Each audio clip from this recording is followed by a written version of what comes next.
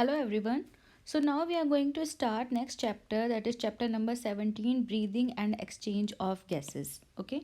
So as you have read earlier that oxygen is utilized by the organism to indirectly break down simple molecule like glucose, amino acid, fatty acid.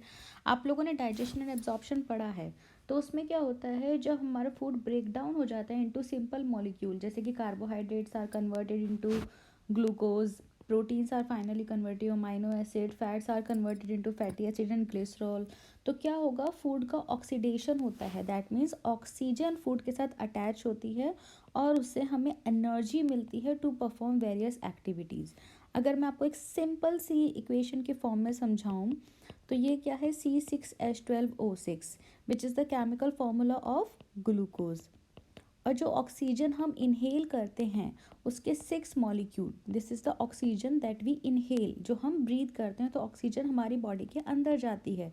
तो food के साथ oxygen bind होती है, that means food का oxidation होता है और उससे कार्बन डाइऑक्साइड रिलीज़ होती है जिसको हम एक्सेल कर देते हैं. साथ ही साथ कुछ वाटर के मॉलिक्यूल बनते हैं, ठीक है, which are utilised by our body and some amount of energy is also released. ठीक है, और जो एनर्जी होती है ये रिलीज़ होती है in the form of ATP. ठीक है, जैसे सबकी कुछ यूनिट्स होती हैं ना तो हम एनर्जी को ATP की फॉर्म में बात करते हैं कि इतने ATP रिलीज़ हुए. ठीक है, उससे हमें पता चलता है कि एनर्जी रिलीज़ हुई. ATP की फुल फॉर्म होती है एडिनोसिन ट्राई फॉस्फेट. ठीक है, चलिए आगे बढ़ते हैं. तो carbon dioxide which is represented by CO2 which is harmful and is also release during the above catabolic reaction. तो आपने देखा कि इस रिएक्शन में क्या हुई, कार्बन डाइऑक्साइड रिलीज हुई. ठीक है, अब हमने इसको क्या नाम दिया है, कैटाबॉलिक रिएक्शन. बेसिकली जो हमारी बॉडी में मेटाबॉलिज्म होता है, दो टाइप की रिएक्शन होती हैं उसमें, कैटाबॉलिक रिएक्शन या फिर हम प्रोसेस को बोलते हैं कैटाबॉलिज्म, या फिर दूसरी है एनाबॉलिज्म या फिर एनाबॉलिक रिएक्शन. कैटाबॉलिज्म में आप सिंपल सी मान लीजिए कि इसमें कुछ चीज़ कट रही है, कैटाबॉलिज्म मतलब कट रही है. इसका मतलब लार्जर मॉलिक्यूल सिंपल मॉलिक्यूल या फिर स्मॉलर मॉलिक्यूल में ब्रेक डाउन हो रहे हैं. जैसे कि फॉर एग्जांपल आपने क्या देखा, डाइजेशन, है ना. तो डाइजेशन में क्या होता है कि लार्जर मॉलिक्यूल स्मॉल मॉलिक्यूल में ब्रेक डाउन होते हैं. तो डाइजेशन किस टाइप की रिएक्शन है हमारी, कैटाबॉलिक रिएक्शन. ठीक है, तो इसलिए इन्होंने बोला है कि carbon dioxide which is harmful is also release during the above catabolic reaction. अब ये वाला जो आप देखोगे इसमें क्या है, ग्लूकोज एक बड़ा मॉलिक्यूल है और उससे कार्बन डाइऑक्साइड रिलीज हो रही है जो कि एक स्मॉल मॉलिक्यूल है. तो this type of reaction is known as the catabolic reaction. ठीक है, एनाबॉलिक रिएक्शन फिर कौन सी होती हैं, जस्ट फॉर एग्जांपल पौधों में, पेड़ों में क्या होता है, फोटोसिंथेसिस होता है. तो प्लांट्स फोटोसिंथेसिस कैसे करते हैं, कार्बन डाइऑक्साइड लेते हैं, जस्ट इसका अपोजिट होता है, कार्बन डाइऑक्साइड लेते हैं, वाटर लेते हैं, ठीक है, and in the presence of sunlight and chlorophyll what do they form, they form glucose and oxygen is also released. तो इसमें क्या हुआ कि इसमें स्मॉल मॉलिक्यूल से लार्ज मॉलिक्यूल बना है, ठीक है, ग्लूकोज बना है, तो इसको हम क्या बोलेंगे, एनाबॉलिक रिएक्शन. बट अगर हम यहाँ पर अभी बात कर रहे हैं breathing and exchange of gases की, तो यहाँ पर जो ये रिएक्शन हमने अभी देखी जिसमें फूड का ऑक्सीडेशन हुआ, एनर्जी रिलीज हुई, इसको हम क्या बोलेंगे, कैटाबॉलिक रिएक्शन. क्लियर, आगे चलते हैं. तो it is therefore evident that oxygen has to be continuously provide to the cells. इसका मतलब क्या है कि हमारी सेल्स को कंटिन्यूसली ऑक्सीजन चाहिए, क्योंकि अगर ऑक्सीजन नहीं मिलेगी तो जो फूड एब्जॉर्ब हो रहा है वो हमारी बॉडी में यूटिलाइज ही नहीं होगा, है ना. क्योंकि अगर फूड का ऑक्सीडेशन नहीं होगा तो हमें एनर्जी नहीं मिलेगी. तो कुल मिला के अगर आपका डाइजेशन बहुत अच्छा हो रहा है but if you are not getting oxygen तो आपकी बॉडी को एनर्जी नहीं मिलेगी and your body will not be active. तो इट इज़ देयर फॉर हर सेल को ऑक्सीजन कंटिन्यूसली मिलती रहनी चाहिए और जो CO2 प्रोड्यूस होगी वो बाहर निकलती रहनी चाहिए. ठीक है, तो इस प्रोसेस को कौन कंप्लीट करेगा, इस प्रोसेस को हमारा ये breathing and exchange of gases मतलब हमारा रेस्पिरेटरी सिस्टम कंप्लीट करेगा. तो ये जो प्रोसेस है exchange of oxygen from the atmosphere with carbon dioxide produce by the cells, इसको हम क्या बोलते हैं? ब्रीदिंग। ऑक्सीजन का अंदर आना, CO2 का बाहर निकलना, it is known as breathing.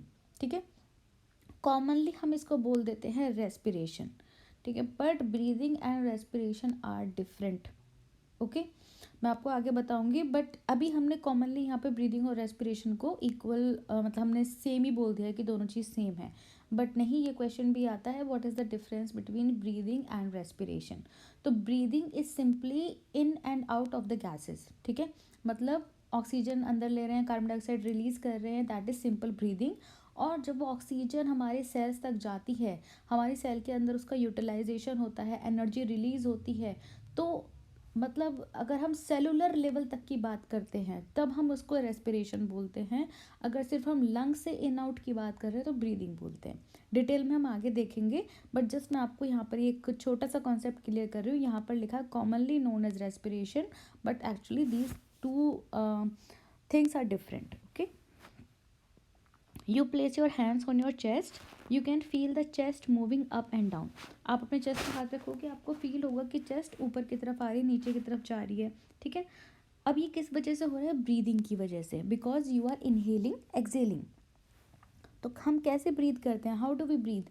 The respiratory organs and the mechanism of breathing are described in the following section of this chapter. अब ये सब प्रोसेस कैसे होता है ये हम इस चैप्टर में पढ़ेंगे। ठीक है, तो रेस्पिरेटरी ऑर्गन्स मतलब जैसे हमने देखे थे ना, डाइजेस्टिव ऑर्गन हमारा स्टमक है, इंटेस्टाइन है, ऐसे ही रेस्पिरेशन में भी कुछ ऑर्गन हेल्प करेंगे। And what are those organ which will help in the respiration? चलिए देखते हैं। तो mechanism of breathing very among different group of animals, मतलब कौन कैसे सांस ले रहा है, ये अलग अलग टाइप के एनिमल्स में अलग अलग तरीके से होता है। ठीक है, depending mainly on their habitat. Habitat मतलब कहाँ वो रह रहे हैं। जस्ट लाइक हम टेरेस्ट्रियल हैं, हम लैंड पर रहते हैं। ठीक है, तो हमारे अंदर क्या है? लंग्स हैं। और अगर हम एक्वाटिक एनिमल्स की बात करें लाइक फिश वगैरह हैं, तो उनके अंदर क्या है? गिल्स हैं। तो उनका मतलब डिफरेंट डिफरेंट रेस्पिरेटरी ऑर्गन है, डिपेंड्स करता है उनके हैबिटेट पर and their level of organisation. Level of organisation का मतलब है कि वो सेल के बने हुए हैं, टिश्यू के बने हुए हैं, उनमें पूरा ऑर्गन सिस्टम डेवलप है या नहीं है। ठीक है, जैसे कि अमीबा की बात करें, अमीबा क्या है? अमीबा एक यूनिसेलर ऑर्गेनिज्म है। तो अमीबा के अंदर पूरा रेस्पिरेटरी सिस्टम नहीं होता, क्योंकि वो खुद ही एक सेल का बना हुआ है ना। तो वो क्या करता है? डायरेक्ट अपनी जो उसकी मेम्ब्रेन है उसके थ्रू करता है। ठीक है, तो इसलिए डिपेंड्स ऑन देयर हैबिटेट कि कहाँ वो रहते हैं, and depends on their level of organisation. Lower invertebrates जो है जैसे कि स्पॉन्जेस, सीलेंट्रेट्स, फ्लैटवर्म्स। ठीक है, तो ये आपका डाइवर्सिटी इन लिविंग ऑर्गेनिज्म में अच्छे से डिस्क्राइब किया हुआ है कि जो स्पॉन्जेस हैं, ठीक है, सीलेंट्रेट्स हैं, ये जब या फिर निडेरिया ग्रुप जिसको हम बोलते हैं, फ्लैट वर्म्स हैं, तो ये सब क्या करते हैं? दे exchange oxygen and carbon dioxide by the simple diffusion. Simple diffusion क्या करते हैं? जैसे कि गैस गैस इसमें मूव करती है from the higher concentration to lower concentration. ठीक है, इसमें हम किसी भी चीज़ की बात नहीं करते कि इसमें कोई मेम्ब्रेन इन्वॉल्व होती है या फिर कोई करियर प्रोटीन हेल्प कर रहे हैं या इसमें कुछ एनर्जी की ज़रूरत है, नहीं, सिंपल डिफ्यूजन। ठीक है, जैसे कि सिंपल डिफ्यूजन का एग्जांपल हम लेकर चलें तो जैसे बोलते हैं ना कि अगर आप रूम में एक कॉर्नर में एक परफ्यूम की बॉटल ओपन करेंगे तो उसकी जो एक तरह से फ्रेगनेंस है वो पूरे रूम में फैल जाती है। क्यों? क्योंकि उसके जो मॉलिक्यूल्स हैं वो गैस की फॉर्म में पूरे रूम में स्प्रेड हो जाते हैं। तो परफ्यूम की बॉटल में जो परफ्यूम है उसके अंदर they are present in the higher concentration, और रूम में वो है नहीं। तो वो जो परफ्यूम के मॉलिक्यूल हैं they will move from the higher concentration to lower concentration, and it is known as a simple diffusion. तो इन ऑर्गेनिज्म में, स्पॉन्जेस में, सीलेंट्रेट्स में, फ्लैटवर्म्स में, ये जो ब्रीथ करते हैं, ये जो अपना ऑक्सीजन कार्बन डाइऑक्साइड एक्सचेंज करते हैं, दे exchange by the simple diffusion. ठीक है, over their entire body surface, पूरी बॉडी सरफेस के थ्रू ये कर सकते हैं। जैसे हमारे अंदर हम बॉडी सरफेस के थ्रू नहीं कर सकते, हमारे अंदर स्पेशलाइज्ड ऑर्गन है, ठीक है, लंग्स हैं, बट इन ये पूरी बॉडी सरफेस से ऑक्सीजन और कार्बन डाइऑक्साइड रिलीज करते हैं। अर्थवॉर्म्स के अंदर क्या प्रेजेंट है? उनकी जो मॉइस्ट क्यूटिकल है, ठीक है, एंड इंसेक्ट के अंदर they have network of tube, उस नेटवर्क ऑफ ट्यूब को हम क्या बोलते हैं, ट्रेकिए। तो इसलिए उनके रेस्पिरेशन को, ये क्वेश्चन इंपॉर्टेंट है, पूछा जाता है कि कॉकरोच कैसे रेस्पिरेट करता है, ठीक है, तो उसके रेस्पिरेशन को हम क्या बोलते हैं, ट्रेकियल रेस्पिरेशन। क्यों? क्योंकि उनके अंदर नेटवर्क ऑफ ट्यूब प्रेजेंट होता है जिसको हम ट्रेकियल ट्यूब्स कहते हैं, ठीक है, और ये ट्रांसपोर्ट करते हैं एटमॉस्फेरिक एयर को बॉडी के अंदर। स्पेशलाइज्ड वेस्कुलराइज्ड ऑर्गन, मतलब वेस्कुलराइज्ड मतलब प्रॉपरली उसके अंदर ब्लड सप्लाई है। तो स्पेशल वेस्कुलराइज्ड ऑर्गन किसके अंदर प्रेजेंट है, बेसिकली जो हमारे एक्वेटिक, जो पानी में रहते हैं, एक्वेटिक आर्थ्रोपोड, मोलस्क, ठीक है, क्या प्रेजेंट होता है उनके अंदर, गिल्स। और जिनके अंदर गिल्स प्रेजेंट होता है उस टाइप के रेस्पिरेशन को हम क्या बोलते हैं, branchial respiration, and are used by most of the aquatic arthropod mollusc. और वेयर इज वेस्कुलराइज्ड बैग्स, जैसे कि हमारे अंदर जो प्रेजेंट हैं, ठीक है, उसको हम क्या बोलते हैं, लंग्स। और लंग्स के थ्रू जब रेस्पिरेशन होता है उसको हम क्या बोलते हैं, pulmonary respiration, and used by the terrestrial forms for the exchange of gases. तो आपने यहाँ पर अभी क्या पढ़ा कि डिफरेंट डिफरेंट नाम दिए हुए हैं, ओके। तो याद रखना, जो अपनी स्किन के थ्रू रेस्पिरेशन करते हैं उस टाइप के रेस्पिरेशन को हम बोलते हैं क्यूटेनियस रेस्पिरेशन, ठीक है। जो गिल्स की हेल्प से करते हैं उसको हम क्या बोलते हैं, ब्रेंकियल रेस्पिरेशन, ठीक है। जो ट्रेकियल ट्यूब्स की हेल्प से करते हैं उसको हम क्या बोलते हैं, ट्रेकियल रेस्पिरेशन,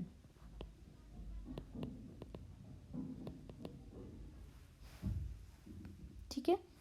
और जो लंग्स की हेल्प से करते हैं उसको हम बोलते हैं pulmonary respiration, okay.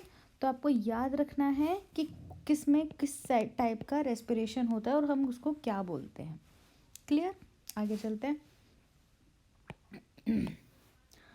Among vertebrates, fishes use gills, whereas amphibian, reptiles, birds and mammals respire through lungs. ठीक है, amphibians like frog can respire through their moist skin also, जिसको हम बोलते हैं cutaneous respiration. तो ये बोल रहे हैं वर्टिब्रेट में, वर्टिब्रेट देखो फिशेस भी हैं, एम्फीबियंस भी हैं, रेप्टाइल्स भी हैं और मैमल्स भी हैं।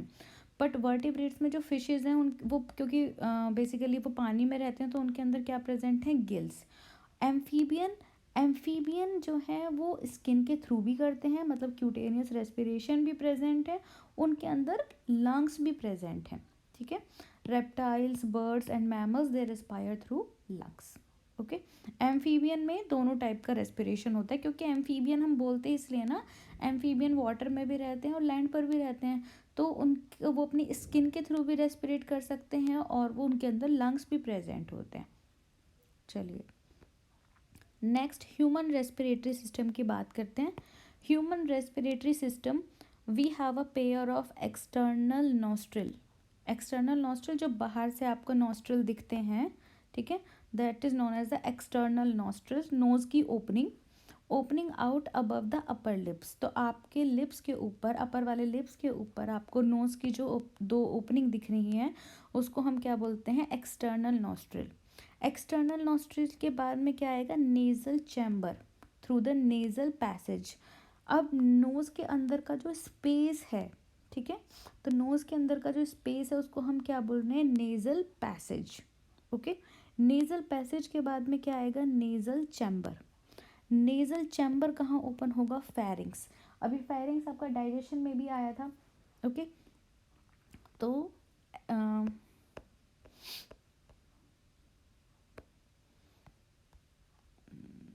ओके, तो अगर हम बात करें, ठीक है, तो बाहर की तरफ जो ओपनिंग दिखेगी आपको दैट इज एक्सटर्नल नॉस्ट्रिल। उसके बाद में क्या आएगा, नेजल पैसेज, ठीक है। नेजल पैसेज के बाद में नेजल चैम्बर, और ये नेजल चैम्बर जो आपका होता है, जैसे यहाँ पर हमने देखा था ना, तो यहाँ से बीच में क्या प्रेजेंट होता है, पैलेट, ठीक है, जो कि नेजल कैविटी और ओरल कैविटी को आपस में सेपरेट करता है। अब ये ओरल कैविटी और ये नेज़ल कैविटी ये कहाँ पर ओपन होती है? Pharynx. Pharynx which is the common passage of both food and air. मतलब अब एयर जो है वो भी यहाँ से आ रही है, फूड जो है वो भी यहाँ से आ रहा है। फेरिंग्स जो है ये कॉमन ओपनिंग माना जाता है, ठीक है। A portion of which is the common passage for food and air. Pharynx फिर ओपन होगा through the larynx region into the trachea. अब फेरिंग से नीचे जो होता है आगे की तरफ एंटीरियरली ट्रेकिया प्रेजेंट होगा, और पीछे की तरफ क्या प्रेजेंट होगा? आपका ईसोफेगस और द फूड पाइप, ठीक है। तो pharynx open through the larynx region into the trachea. तो ट्रेकिया जो है ये जो हमारा विंड पाइप है, इसको हम क्या बोलेंगे? ट्रेकिया,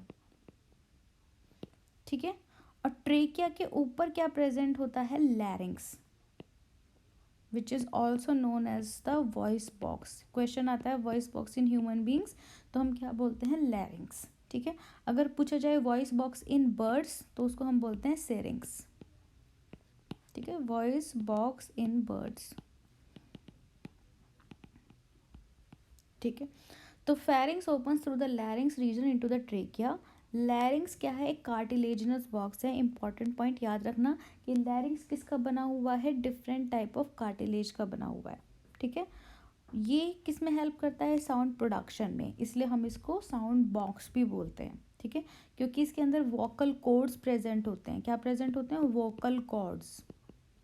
वोकल कॉर्ड्स जब वाइब्रेट करते हैं तो साउंड प्रोड्यूस होगी, ठीक है। तो इसलिए इसको हम साउंड बॉक्स भी बोलते हैं। ड्यूरिंग स्वेलोइंग, जब हम स्वेलो करते हैं, फूड को स्वेलो करते हैं, तो glottis can be covered bye a thin elastic cartilaginous flap. तो मैंने आपको बताया था कि ट्रेकिया की जो ओपनिंग होती है, सपोज दिस इज ट्रेकिया, इसकी ओपनिंग को हम क्या बोलते हैं? ग्लॉटिस। और इसके ऊपर एक कार्टिलेजिनस फ्लैप होता है, इसको हम क्या बोलते हैं? एपिग्लॉटिस। और when you swallow the food, तो फूड ट्रेकिया में ना चला जाए, तो इसलिए क्या होता है कि ये एपिग्लॉटिस ये कवर कर लेता है किसको? ग्लॉटिस को, मतलब ट्रेकिया की ओपनिंग को। तो during swallowing glottis can be covered by thin elastic cartilaginous flap which is called epiglottis to prevent the entry of food into the larynx. Trachea क्या है? एक स्ट्रेट ट्यूब है extending up to mid thoracic cavity. तो हमारी जो thoracic cavity है, जिसको हम बोलते हैं चेस्ट कैविटी, बेसिकली डायफ्राम है ना, ये रहा डायफ्राम से ऊपर वाली जो है, इसको हम क्या बोलेंगे? Thoracic cavity. तो ट्रेकिया जो है ये मिड थोरेसिक कैविटी तक आता है, बीच तक आता है, ठीक है। और उसके बाद में ये डिवाइड हो जाता है कौन से लेवल पर? At the level of T5, ठीक है। बेसिकली आपकी जो स्पाइन है पीछे, आपका वर्टिब्रल कॉलम, वो वर्टिब्रे से मिलकर बना है, छोटे छोटे वर्टिब्रे से मिलकर बना है। तो your vertebral column is made up of small small vertebrae. तो उसमें जो सबसे पहले, अगर हम नेक रीजन से शुरू करें, तो ऊपर की तरफ कौन सी वर्टिब्रे होते हैं? Cervical vertebrae, which are 7 in number. उसके बाद में स्टार्ट होते हैं थोरेसिक वर्टिब्रे, ठीक है। तो थोरेसिक वर्टिब्रे जो हैं दे आर 12 इन नंबर। तो यहाँ पर फिफ्थ वाले वर्टिब्रे से ये ट्रेकिया डिवाइड हो जाता है, ठीक है। तो यहाँ पर अगर हम पीछे बात करें तो 7 ये हो गई हमारी सर्वाइकल वर्टिब्रे, और उसके बाद में जब ये टी वाली शुरू होंगी तो उसमें 1 2 3 4 5th लेवल पर ये ट्रेकिया जो है वो डिवाइड हो जाएगा। समझ में आया? ठीक है। तो ऐसे सर्वाइकल भी होते हैं, थोरेसिक भी होती हैं, लंबर भी होते हैं, ठीक है। Lumbar they are 5 in number. उसके बाद में sacral they are and coccygeal, ठीक है। तो ये इस टाइप से हमारे पूरे वर्टिब्रे प्रेजेंट होते हैं। चलिए, तो यहाँ पर T5 लेवल पर ये डिवाइड हुआ, राइट एंड लेफ्ट प्राइमरी ब्रोंका है। तो ये जो ट्रेकिया है यहाँ से आप देख रहे हो, I will show you. Yes, trachea से ये जो दो डिवाइड हुए हैं इस टाइप से, इसको हम क्या बोलेंगे? Primary bronchi. फाइन। उसके बाद में क्या लिखा है? कि each bronchi undergoes repeated division to form the secondary and tertiary bronchi and bronchioles ending up in very thin terminal bronchiole. अब ये फर्दर डिवाइड होते हैं। पहला डिवीजन हम बोलेंगे प्राइमरी ब्रोंकाई, फिर दोबारा जो डिवीजन होगा सेकेंडरी ब्रोंकाई, उसके बाद में जो फर्दर डिवीजन होगा टर्शरी ब्रोंकाई, फिर उसके बाद में क्या होंगे ये ब्रोंक्यूल्स, ठीक है। लास्ट में क्या आएगा टर्मिनल ब्रोंक्यूल। ओके, अब देखो यहाँ पर क्या दिखाया हुआ है एपिग्लॉटिस, जो ग्लॉटिस के ऊपर की जो फ्लैप होता है। फिर लैरिंग्स, लैरिंग्स क्या है ये cartilaginous box, sound box. Trachea, ये जो आपको दिख रहा है, अभी ट्रेकिया के ऊपर ये सी शेप्ड रिंग दिख रहे हैं आपको, ठीक है। Trachea have these C shaped, ये पीछे की तरफ से बंद नहीं है, सिर्फ ये आगे की तरफ से हैं, इसलिए हम इनको सी शेप्ड बोलते हैं। सी शेप्ड कार्टिलेजिनस रिंग, ठीक है, कार्टिलेज की बनी हुई। और इनका फंक्शन क्या होता है, they prevent collapsing of trachea, ठीक है, जिससे कि ट्रेकिया कोलैप्स ना हो जाए, उससे प्रिवेंट करती हैं। उसके बाद में नेक्स्ट चीज़ आप देखेंगे तो क्या दिखा रखा है, ब्रोंकस। ये जो हमने बोला था ना प्राइमरी ब्रोंका है, एक को हम क्या बोलेंगे ब्रोंकस, और ब्रोंकाई हो गया इसका प्लूरल। ओके, अब these are lungs which are pink in colour ना, इसको हम क्या, ये हैं लंग्स, ठीक है, एक है तो लंग बोल रहे हैं। और ये जो येलो कलर का आपको डॉम शेप्ड दिख रहा है, इसको हम क्या बोल रहे हैं डायफ्राम, ठीक है। अब इतना ही देखते हैं। और ये ब्रोंक्यूल बताए ना, bronchi, bronchi divide into primary bronchi divide into secondary bronchi, tertiary bronchi, then bronchiole and finally the terminal bronchiole. और उसके बाद में जो आपको राउंड राउंड स्ट्रक्चर दिख रहे हैं, तो these small round structure they are known as alveoli, ठीक है। तो the trachea, primary, secondary, tertiary bronchi, initial bronchiole, they are supported by these incomplete cartilaginous ring. तो ये जो रिंग है ये कहाँ तक है याद रखना, with the initial bronchiole, terminal bronchiole में ये कार्टिलेजिनस रिंग नहीं है। Each terminal bronchiole gives rise to number of very thin irregular walled and vascularized bag-like structure which are known as alveoli। तो टर्मिनल ब्रोंक्यूल जो last वाला जो ending है उससे बहुत छोटे छोटे थिन इरेगुलर वॉल्ड और वेस्कुलराइज्ड बैग स्ट्रक्चर, मतलब highly richly supplied with the blood vessel। The branching network of bronchi, bronchiole and alveoli, they comprise the lungs, ठीक है। ये सब जो नेटवर्क हैं ये किसके अंदर हैं, ये लंग्स के अंदर हैं, ठीक है। जैसे कि इस फिगर में दिखाया हुआ है, we have two lungs which are covered by double layered membrane, जिसको हम बोलते हैं प्लूरा या फिर प्लूरल मेम्ब्रेन। तो लंग्स के ऊपर आप देख रहे हैं ये जो येलो कलर की ऐसे मेम्ब्रेन दिखाई हुई है, ठीक है। ये जो मेम्ब्रेन है इसको हम क्या बोल रहे हैं, this is known as this pleura, ठीक है। ये डबल लेयर्ड है, ओके, प्लूरल मेम्ब्रेन। तो आउटर वाली जो है उसको हम क्या बोलते हैं पेराइटल प्लूरा, जो आउटर वाली है। और जो लंग्स के डायरेक्ट कांटेक्ट में है उसको हम क्या बोलते हैं विसरल प्लूरा। और उसके अंदर ना फ्लूइड जो फिल्ड होता है that is known as pleural fluid. Pleural fluid क्या करता है, it acts as a shock absorber. जितने भी हमारे डेलिकेट ऑर्गन हैं उनके चारों तरफ ये फ्लूइड प्रेजेंट होता है जो कि शॉक एब्जॉर्बर की तरह काम करता है, डायरेक्ट लंग्स को कोई चोट ना लगे, ठीक है। और साथ ही साथ इट प्रोवाइड्स लुब्रिकेशन ऑल्सो, ठीक है, प्रिवेंट्स फ्रिक्शन, ओके। तो it is covered by double layered pleura with pleural fluid between them, it reduces the friction on the lung surface. Outer pleural membrane is in the close contact with the thoracic lining. तो बाहर वाली किसके contact में है, thoracic lining के। और अंदर वाली जो है जिसको हम विसरल प्लूरा बोलते हैं, ये किसके कांटेक्ट में है, लंग्स के कांटेक्ट में, ठीक है। The part starting with the external nostril up to the terminal bronchiole constitute the conducting part. तो हमने ये जो एक तरह से हमने डिवाइड कर रखा है, ये जो हमारा रेस्पिरेटरी सिस्टम है, तो हमारे एक्सटर्नल नॉस्ट्रिल से लेके टर्मिनल ब्रोंक्यूल तक जहाँ तक ब्रांचिंग चल रही है इसको हम क्या बोल रहे हैं कंडक्टिंग पार्ट।